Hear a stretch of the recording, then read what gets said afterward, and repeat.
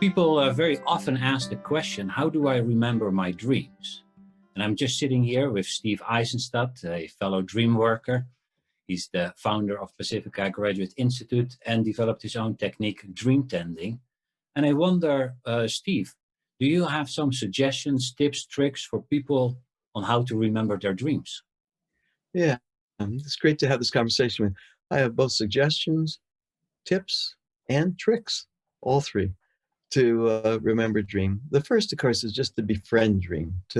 Once we're curious about dream, we get interested. Even listening to us now, people that are going to listen to the conversation, that'll evoke a sense of curiosity. And dreams are like good friends. So the extent that we bring our attention or pay attention to them, they respond. So I would say first and foremost, before any of the other skills, is simply to get curious. Reading a book about dreams, listening to a conversation about dreams, having a conversation with somebody about dreams, attending a workshop on dreams, getting curious and fascinated. That I think is number one. Yeah, and I've noticed as well in my life just that dreams almost seem to respond to a certain sense of relationship. You put the effort into it, and something comes back. Yeah, and like relationships, to the extent that we tend to them, to the extent that we pay attention and are engaged, is the extent that not only will dreams be remembered, but dreams will deepen and open and offer themselves more graciously and more directly too. The second idea in remembering dreams has to do with at night, because when our eyes close, something else comes awake, and what comes awake are dreams. So right before that time of sleep, head hits the pillow and saying to oneself three times, tonight I'm going to remember my dreams. Tonight I'm going to remember my dreams, three times. It sets the stage, it sends the invitation. There's a bit of intention that's there. And then the key is in the morning, before awakening. We awaken, but we're in that liminal space between sleep and dream, between sleep and awake life, right in that space, taking the moments to allow the dreams to come through and be remembered. Now, the trick in today's world is to do that before the cell phone, because so many of us, the first thing we're going to do is reach over and check the messages on the cell phone. So right before that happens, right before the outside comes in, the day world begins to make its demands and the mania of our lists begin to, take us over. It's just taking the time. And having a dream journal next to the bedside is really helpful, because that also sets the intention. And when we wake up, we can write something in. Of course, for many of us, it's hard because we'll write just a word or two and think, oh, I just can't remember the whole dream. But that's key. Just whatever we can do in the morning there, writing a couple words or a sentence or so, and just staying in that dreamlike place, the rest of the dream will more often than not start to come forward. And if it doesn't, taking the journal to the kitchen or to the living room, the bathroom, to the place of preparation of breakfast, there, and allow the dream to be remembered. Yeah, and I must say, I think almost central to dream recall is get a journal, get a pen, set the intention at night, and make sure you write it down in the morning. And especially because your short-term memory comes back online in the morning, uh, you need to write it down, otherwise these dreams evaporate, and it's a missed opportunity. A missed opportunity, you're right. And they do evaporate. And that's the nature of dream, right? And people get frustrated. And I always say, look, yeah, they evaporate, but to the extent that we start to bring our awareness, our attention there, they start to hang out. So the key is just to get something down and allow them to have their own spontaneity. Now, sometimes that doesn't work. And then, people are going to get frustrated and they say, oh, we need another skill, another tool. And what I say then is, one possibility is to write something to the place of the dreaming. In other words, something is dreaming through us, so write to that person. We'll call it the dreaming psyche. Dear dreaming psyche, this is Steve. Hey, I got interested. I'm fascinated. I'd love to remember what you have to offer dreams, so please respond. And then what's important is let the dreaming psyche tell its story right back to us. Steve, it's been so long. I've tried again and again and again. You haven't paid any attention, so now you want something, you make the request, right? Something like that.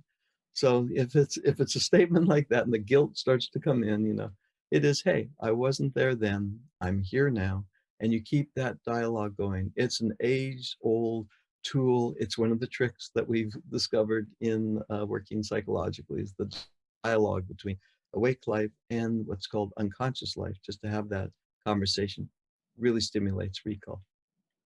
Yeah, and it fits with the sense of engaging with dreams and remembering dreams has a high ritual quality.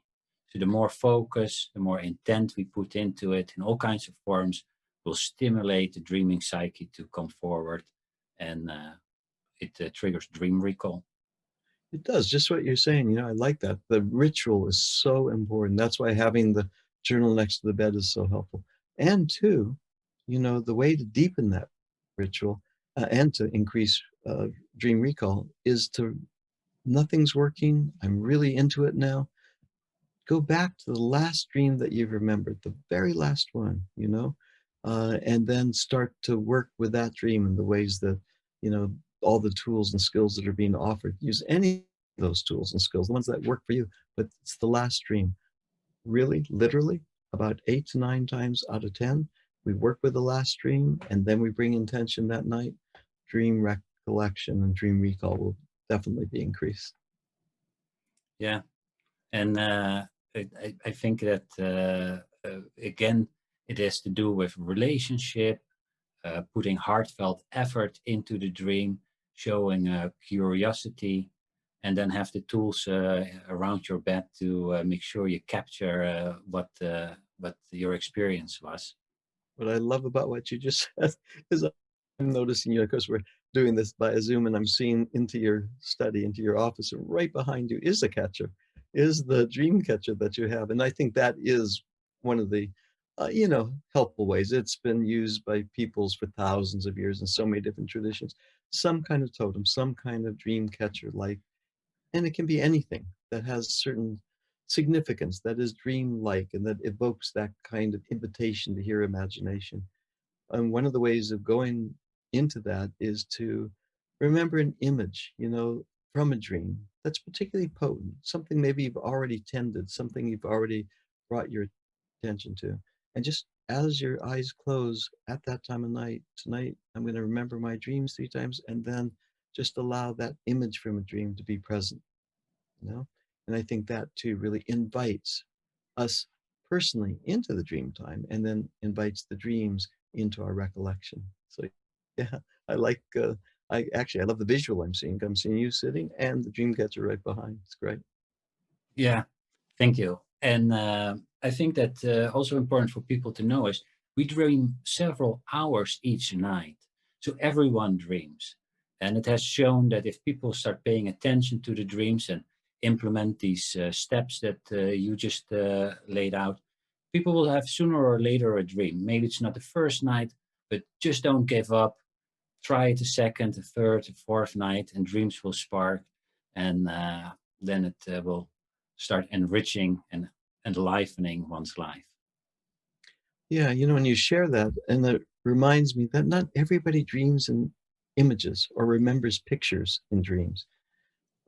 Feeling when we wake up and we have a tight stomach or a muscle is tight, or we wake up in a mood of one sort or the next. That's dream time, dream life moving through us. So what I offer people is, when that begins to happen, waking up in the morning, and even if the images aren't there, sketching, just creating a visual of what came through during the night. That's that whole idea is this morning I woke up on the wrong side of the bed, right? And it's not tracked back to something going on in the relationship or something hard that happened at work or something in the family. Something else is moving through. And just by sketching that in color or design or whatever, it begins to bring the dream time, as you're noticing that we're always dreaming. So bringing the dream time into our awake consciousness. Yeah.